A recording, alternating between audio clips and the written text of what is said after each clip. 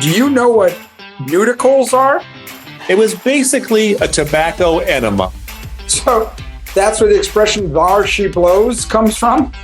Do you know how many sides are on the die floating around in the Magic 8 Ball?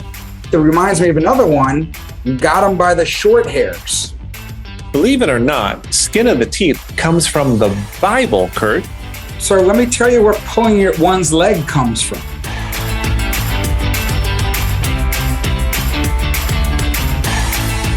Well, people, listeners, drivellers, those of you in the audience that maybe just found us by mistake, we're back. John Ellenthal, are we back? Kurt Schneider, yes, we are back. After a very short break, we are back as promised with a brand new episode of Smart Drivel the first Monday of September. I am very happy to be back.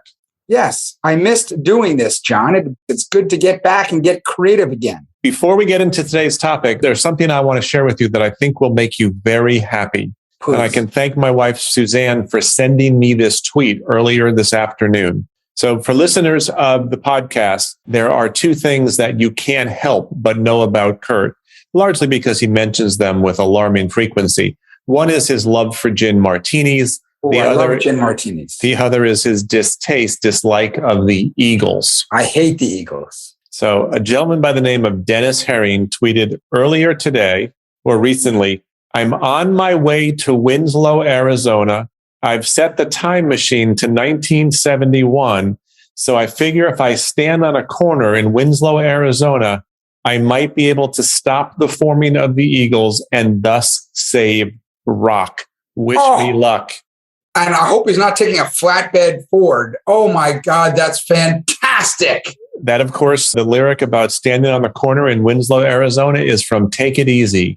And is that one of your most disliked Eagles songs, or are they all tied for first place in most disliked? No, Hotel California, by far number one, most disliked, by far. So, Kurt, what are we going to talk about today? I know, but our listeners don't. Why don't you tell us? Well, here's an interesting segue because I heard something today that you're going to find quite interesting. I found it hysterical. Do you know, and this is a transition of what we're going to talk about, do you know what nudicles are? Nudicles? It does sound familiar. Nudicles.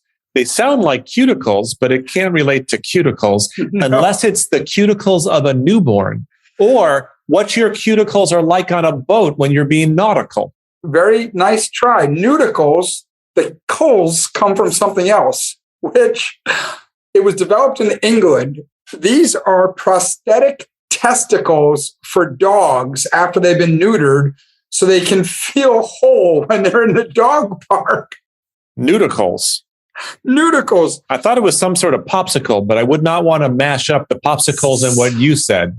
Silicone implants for male neutered dogs so they can feel whole. So we're going to talk today about expressions, because everyone knows we love expressions that derive from or whence they came from the body. And funny things. So this is things like, we all know expressions like eagle eye or nerves of steel or chewing your ear off. All these are self-evident. We know where they came from. Chew your ear off. You're talking of your tongue. Tip of your tongue, right? We know where that, it's right there. I get that. Self-evident. Eagle eye. Oh, they can see pretty well like an eagle. Let's not talk about those, John. Let's talk about ones that have a cool, non-self-evident etymology. So you're going to start and give us one, and we're going to talk about it. Well, I'm going to come out hot here, literally and figuratively, with my favorite body idiom of the last 15, 20 minutes. And that is, has anyone ever tried to blow smoke up your ass, Kurt? For sure. Yes. Where does this come from? Have you ever tried to blow smoke up your own ass, Kurt? No, but I've tried to blow smoke up many other people's asses many times. Well, this one's going to surprise you because it actually is literal. So even though we were going to go discuss the ones that are not self-evident, this is not self-evident because no one would have thought it was literal. Right. But it is literal, and that makes it not self-evident. But it was standard medical practice in the 1700s to blow smoke up someone's ass. If someone had died particularly by drowning, they would try to revive the individual by taking a tube, putting it up the individual's ass, having some sort of fumigator and a bellows like the kind you use in a fireplace. And they would blow smoke up the patient's ass. And the belief was that the nicotine in the tobacco would stimulate the heart, and the smoke and the warmth would dry out the body. In fact, it was so common that most of the major waterways had the instruments necessary to blow smoke up someone's ass in the event of a drowning or near drowning. It was like the defibrillator, which apparently I have a hard time saying. It was like the defibrillator. I can't say it either, by the way. Defibrillator of the day. So if you were a boat person on the Thames, you knew where the smoke blowing, it was basically a tobacco enema. So that's where the expression "thar she blows" comes from? Ah, very good. So if you've ever tried to blow smoke up a whale's ass, it's a very different experience. Is this only for drowning victims? Well, you know what? It was used it was basically a resuscitation method. It was tried on patients for a variety of death and near-death experiences, but most of what is talked about is drowning related. It started because someone did this for their wife and she was revived, and everyone thought, hey, that works. Okay. So the next time you try to blow smoke up someone's ass, leave the bellows at home, Kurt. Okay. So one of the reasons that we are doing this topic is I was talking to my son the other day and I said, yeah, that guy can drink like he has a wooden leg. And he said, what? I said, that expression. He said, yeah, where does it come from? Where does it come from? Drink like you have a wooden leg. And it's something it means, of course, to be able to drink an awful lot. Right, because all the alcohol goes into the hollow leg, and that's why the person can drink so much? Well, not hollow, wooden. So there is another expression, drink like a hollow leg. So yes, and that's what... Did I conflate drinking leg idioms? You did, and you went with the self-evident one, which is hollow leg. And remember, we said we're not doing self-evident. So the drink like a wooden leg comes from the time when seafaring was what we did in this world. And pirates and sailors were out there on the brine, and these guys would drink rum like crazy and everything else. I'd like to introduce ARG. Exactly. September 19th, National Talk Like a Pirate Day. It's coming up. ARG. So obviously, these people, when they're trying to fish and stuff with chains and everything else, would lose legs, and they would have prosthetics. The prosthetics back then were wooden. So there are two stories for this. One is drinking like a wooden leg because there was apparently one seafaring gentleman, whether he was a sailor or a pirate or both, and he had a wooden leg, and apparently he was legendary, could outdrink anyone ever. So it became, you could drink like you have a wooden leg, which was this guy. Right, the other thing is, and you weren't that far off before, these wooden prosthetics were made out of wood back then.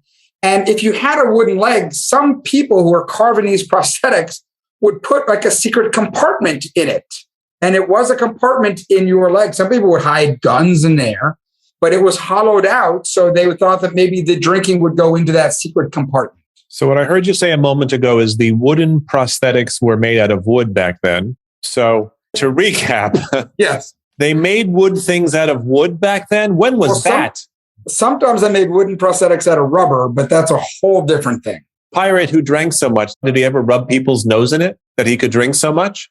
He probably did over and over again. Why? Because I think rub someone's nose in it is an idiom related to the body.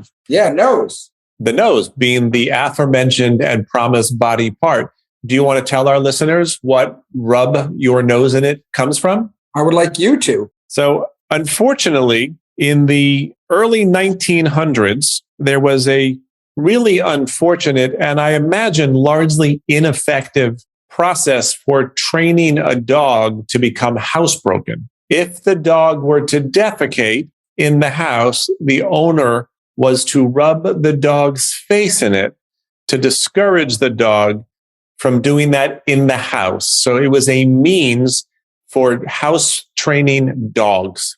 Why are you saying 19th century? That was full in the 20th century. 1970s, my dog Dudley, that's how my dad housebroke him. We rubbed his nose in his urine. If he peed on the rug, you rubbed his nose in it and to teach him not to do it. So did I say 19th century? I thought I said 1900s, but if I did, I meant 1900s. Oh, okay. So yeah, also known as last century.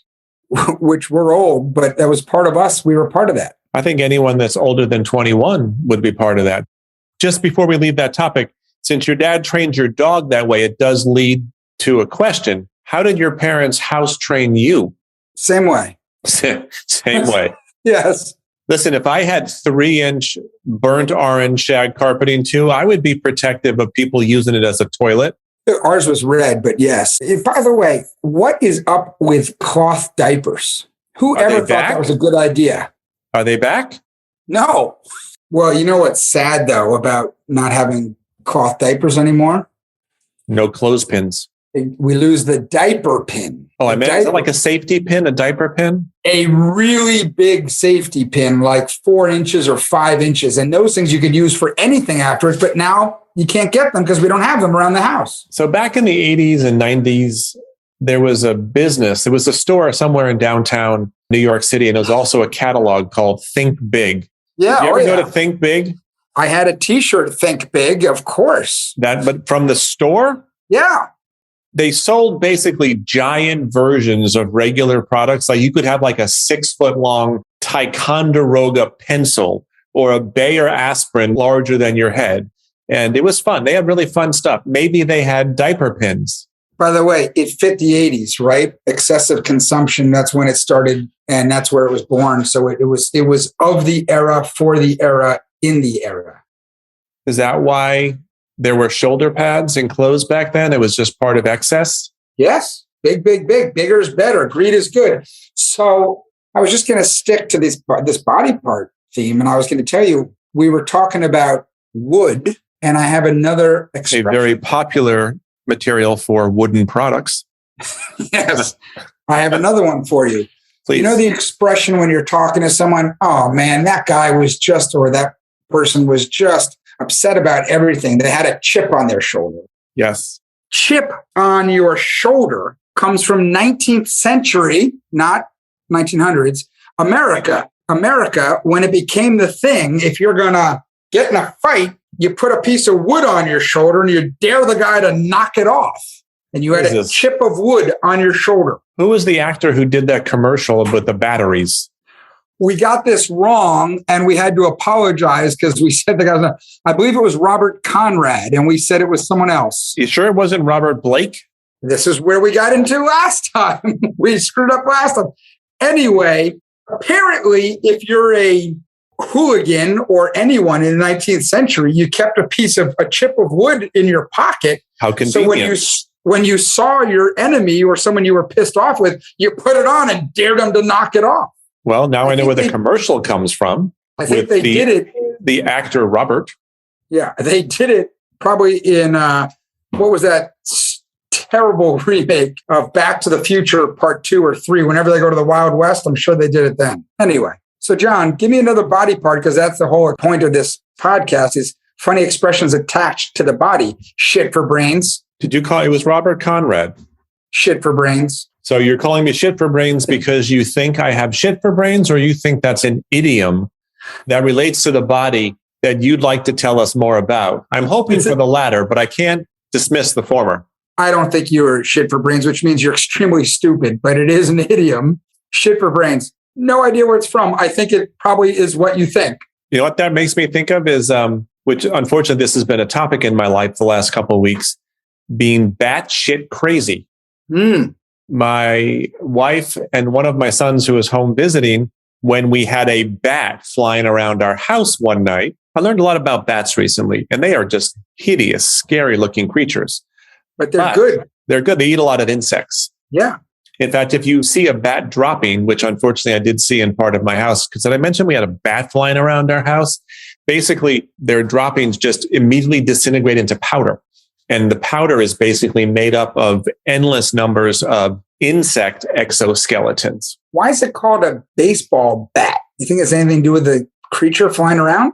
I do not. But So this actually leads to two expressions that relate to the body, Kurt, because being batshit crazy is, again, because bats sort of fly around and crazy. But when you have been exposed to a bat, especially if you've been asleep in your house, apparently bat bites are imperceptible. So if you've been asleep in a house with a bat, you are told to go get rabies shots because rabies is fatal. In fact, fewer than 20 people in documented medical history have ever survived rabies. It's basically fatal. But that reminds me of the expression foaming at the mouth. Yes. Someone or something is really angry, and that actually does come from dogs and other animals that unfortunately have rabies. They're foaming at the mouth and they look very angry when they have foam in their mouth. So two bat-related, body-related expressions. I still want to know where baseball bat came from. I bet you it comes from the French bâton, which is probably a wooden club or something like that. And then the British probably took that because they took a lot. Most of the English language comes from the French. And the British probably took bâton for cricket and turned it into a cricket bat, cricket bâton. And then we took baseball from cricket. So we, of course, used the main implement to hit and called it bat. That's where it came from. I bet you we got it. Boom. Yes. I think we should accept that as the right answer and lock it in and move on. Do you think I'm pulling your leg, John? Are you yanking my chain, Kurt? No, because chain has nothing to do with the body part, but pulling your leg does. Let's say I had a big gold chain on and you were pulling on it. That doesn't relate to the body? I would feel that around my neck if you pulled my chain. Yeah, but it's not direct. You know me, I like to have direct lines from things, right? Yes, like, you are about the most linear, literal person I've never met.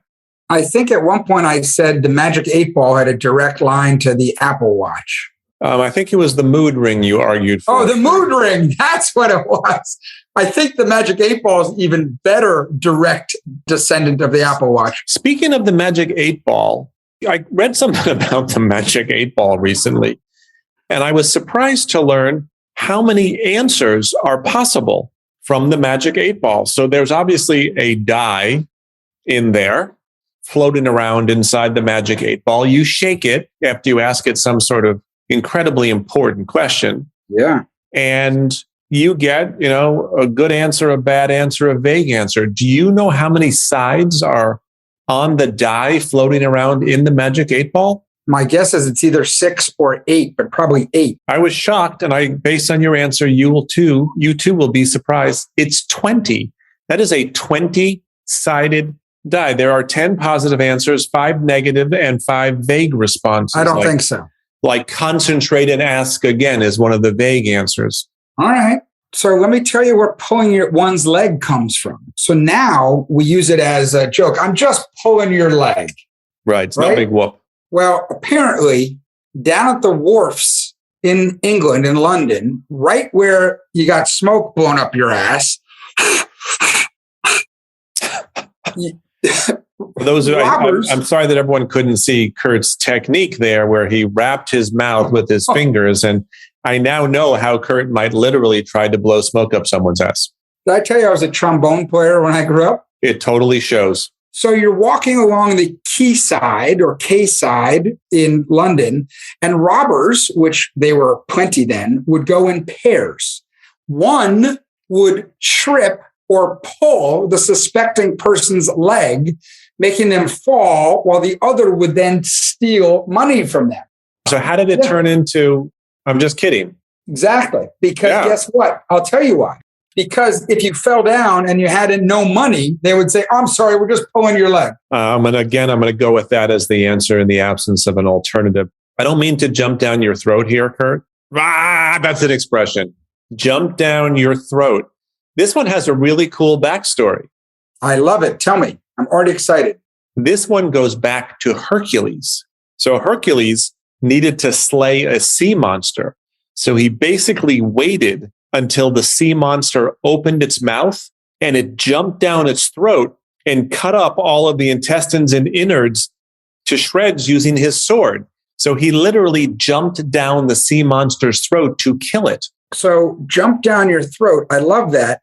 By the way, Hercules, what do you have? 7 tasks, and why? Why was this poor guy having to do all that? 7 tasks, 7 deadly sins, 7 wonders of the world, 7 traps. It's an important number. 7 brides for 7 brothers. 7 hills of Rome. 7 up. Ooh. 7 and 7. Are we out of 7s? Talking about Greek mythology.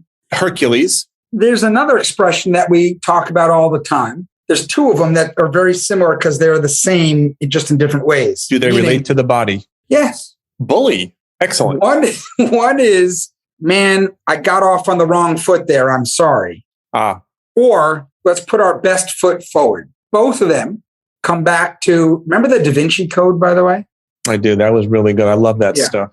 And they talked about sinister and all these other words, sinestre and all this, getting back to the gauche. It comes back to the same thing, meaning lefties were considered to be abnormal, rotten, scary, mystical, and in the wrong way mystical. So that's why, to be gauche, which means left in France. So get off on the wrong foot was if you put your left foot forward, it was the wrong foot because lefties were considered evil in ancient Greece. Is that still the case? Because my wife is left-handed, I'd like to know. It is still the case. Oh. Well, I feel like I escaped my wife's wrath by the skin of my teeth. Okay, that's a body part. And that's an idiom. And I see your transition there. That was my attempt at a transition. So believe it or not, skin of the teeth comes from the Bible, Kurt. And I'm sure you are well read in the Bible. Old or new? Job. So old, way Old Testament. Job 19:20. What does it mean in the Bible? Is that like verse 19, something 20? It's where it is in the Old Testament. I know, but what do the 2 numbers represent and why are they separated by a colon? Because it is the parable 19, paragraph 20. So in that spot in the Bible, we're going to need to go to Bible study class, Kurt, because I think we both just embarrassed the crap out of ourselves, in part because we have shit for brains and our parents rubbed our noses in it. And it would help if someone blew smoke up our ass because we feel better about ourselves. So Job says, quote, I am escaped with the skin of my teeth.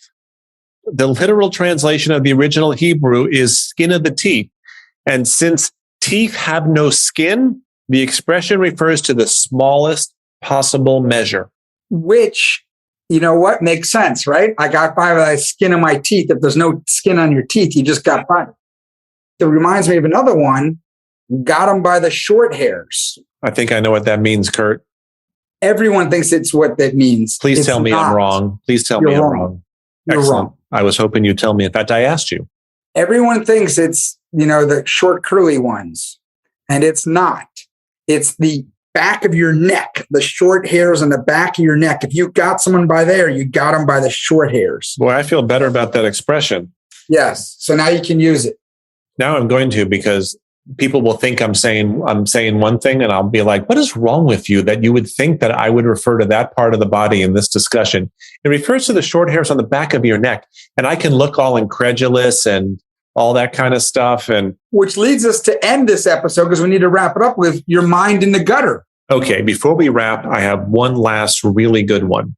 Kurt, you scratch my back and I'll scratch yours, which of course means you help me out.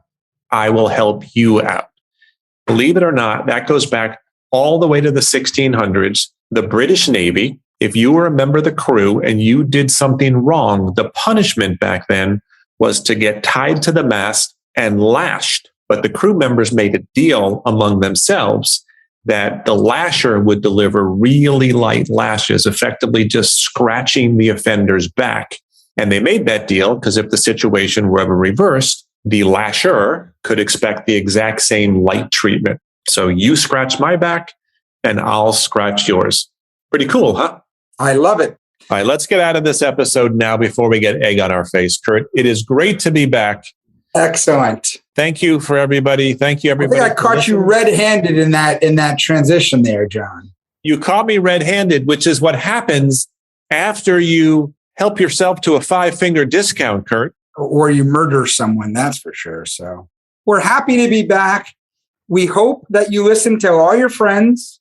We also promise the drivel, hope for the smart, and can't wait to see you or have you hear us next week. Ciao. We'll be back next week with a brand new episode of Smart Drivel. Until then, we hope your week is filled with Smart Drivel. Please check us out on Twitter and Instagram and everywhere else at Smart Drivel. We'd love to hear from you. Goodbye, everybody. Ciao.